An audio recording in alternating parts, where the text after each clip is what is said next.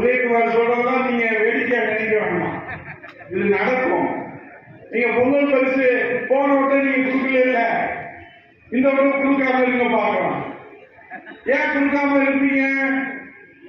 தேர்தல் வருது, அதனால நீங்க கொடுப்பீங்க. இப்ப அதிகாரம் கொடுத்து எவ்வளவு கொடுக்கலாம், எப்படி கொடுக்கலாம், எங்க இருந்து கொடுக்கலாம், எதுல இருந்து கொடுக்கலாம்.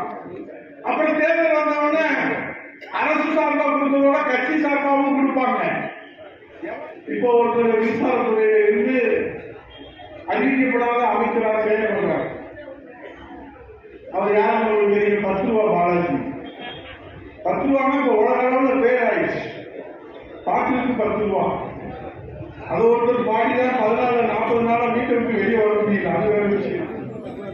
பாட்டிலுக்கு 10 ரூபா பாலாஜி மின்சாரத்துறை அமைச்சர் அறிவிக்கப்படாத அமைச்சர்.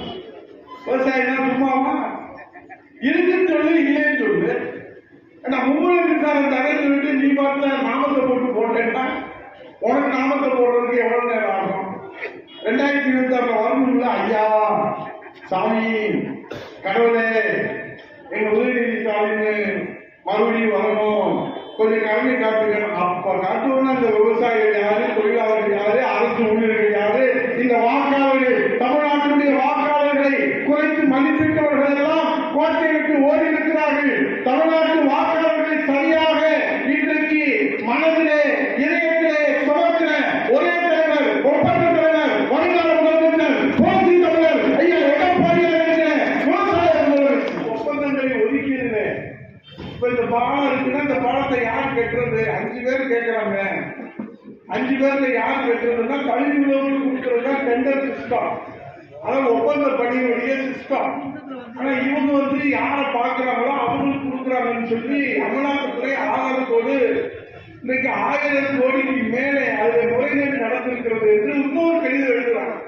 முதல் கடிதத்தில் அதிர்ச்சியில வெங்கட்ராமன் பொறுப்பு டிஜிபி அவர்கள் வெளியே வர முடியல. இப்ப 2வது கடிதம் போன உடனே அவர் நெஞ்சு பிடிச்சிட்டு நெஞ்சு இருந்துச்சுடா, இனிமேல் இந்த கடிதத்தை படிக்கிற சக்தி எனக்கு இல்ல, என்னை ஆளுநர் சாமின்னு சொல்லி மருத்துவமனையில போய் நெஞ்சு வலிக்கு படிச்சுட்டாரு. அவர் முதலமைச்சர் கேட்கிறார், ஹலோ ஹலோ டிஜிபி எங்க இருக்கிறார் வெங்கட்ராமன், இங்க இருக்கக்கூடியவங்களுக்கு எல்லாம் என்ன நிலைமை, நாட்டு மக்களுடைய நிலைமை என்ன அப்படின்னா அவர் ஆஸ்பத்திரியில படுத்துட்டாரு கேட்கிறாங்க. அப்புறம் தேடி பிடிச்சு அபய்குமார் சிங், அவர் ஐபிஎஸ் படிச்சு அவர் பொறுப்பு டிஜிபியா போட்டாங்க.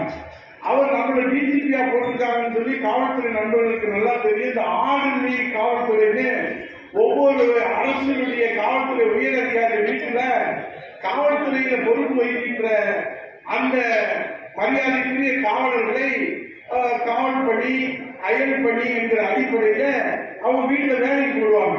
இப்ப சில பேர் பாத்தீங்கன்னா சமையல ரொம்ப கெட்டிக்காரங்களா இருப்பாங்க, நல்ல பிரியாணி செய்வாங்க, நல்ல செட்டிநாடு சமையல் செய்வாங்க.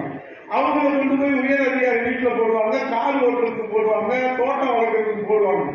இவர் அபய்குமார் சிங் ஐபிஎஸ் அவர்கள் நம்ம தான் டிஜிபியா போட்டிருக்காங்க சொல்லி உடனடியாக அந்த காவலர்கள் எல்லாம் அவருடைய அயல் பகுதியிலிருந்து ஒரிஜினல் போஸ்டுக்கு உடனடியாக ஜாயின் பண்ணணும் அப்படின்னு சொல்லி உத்தரவு போட்டாங்க.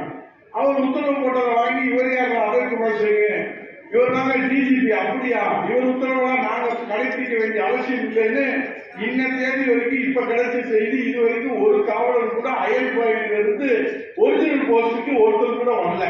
அப்ப இப்படிப்பட்ட காவலர்களுடைய உத்தரவை காவலர்களுக்கே நிறைவேற்ற முடியவில்லை என்று சொன்னால் தமிழ்நாட்டினுடைய சட்டம் ஒழுங்கை ஒரு சட்டம் ஒழுங்கு டிஜிபி அபய்குமார் சிங் எப்படி நிறைவேற்ற முடியும்? ஆகவே இங்கே சட்டம் ஒழுங்கு கேள்விக்குறி ஆகியிருக்கிறது. ஆகவே இன்றைக்கு மாண்புமிகு முதலமைச்சர் அவர்கள் ஒரு அமைச்சராக இருக்கக்கூடியவர் இன்றைக்கு 888 கோடி 1000 கோடி என்று செய்திகள் வெளியே வருகிறது. இதற்கு இதுவரைக்கும் ஏதாவது மறுப்பு சொல்லியிருக்கிறாரா, அல்லது விளக்கம் சொல்லியிருக்கிறாரா, அல்லது விவரங்கள் சொல்லியிருக்கிறாரா? இப்போ தமிழ்நாட்டு மக்களுக்கு என்ன சந்தேகம் என்று சொன்னால், போன பொங்கலுக்கு நீங்க பொங்கல் பரிசே தரல, பொங்கலுக்கு பொங்கலோ பொங்கல் என்று தீபாவளி அல்வாவை கொடுத்துட்டீங்க. இந்த தேர்தல் 2026 தேர்தல் வருது, அப்ப நிச்சயமா நீங்க பொங்கல் கொடுப்பீங்க. அப்படி பொங்கல் கொடுக்கிற போது ஒரு துறையில 1000 கோடி அடிச்சு வச்சிருக்கிறாரு. அப்படியான 53 துறையில எத்தனை கோடி என்று பார்த்தால் வருகிற பொங்கல் பரிசுக்கு அழைத்தான் புரட்சி தலைவர் வருங்கால முதலமைச்சர் எடப்பாடியார் நம்முடைய கழக செயற்குழு பொதுக்குழுவிலே சொன்னார். அவருடைய வீர உரையிலே, தலைமை உரையிலே, ஒரு அமைச்சர் அடித்த பணமே இன்றைக்கு 50,000 ரூபாய், 5,000 ரூபாய் பொங்கல் பரிசு கொடுக்கலாம். அத்தனை அமைச்சர் அடிச்சதையும் நம்ம முதலமைச்சர் வாங்கினா இந்த மக்களுக்கு பொங்கல் பரிசாக 1,00,000 ரூபாய் வங்கி கணக்கில் செலுத்தலாம். அந்த அளவுக்கு இந்த நாட்டிலே கொள்ளையடிக்கப்பட்டிருக்கிறது, முறைகேடு செய்யப்பட்டிருக்கிறது, ஊழல் செய்யப்பட்டிருக்கிறது என்று தமிழ்நாட்டு மக்கள் பேசுவது மாண்புமிகு முதலமைச்சர் அவர்களுக்கு தெரிஞ்சதோ தெரியலையோ, கேட்டதோ கேட்கலையோ, உளவுத்துறை சொன்னதோ சொல்லலையோ. இந்த சோழவந்தான்களிலிருந்து நாங்கள் சொல்றோம், நீங்க வருகிற சட்டமன்ற தேர்தலில் பொங்கல் பரிசுக்கு இந்த முறைகேடாக சேர்த்த பணத்தை எல்லாம் நீங்கள் கையாளல் செய்து அல்லது திரும்ப பெற்று இந்த மக்களுக்கு கொடுத்தால், பொங்கல் பரிசாக 1,00,000 ரூபாய் கொடுத்தால் உங்களுக்கு டெபாசிட்டாவது கிடைக்கும். இல்லை என்றால் வருகிற சட்ட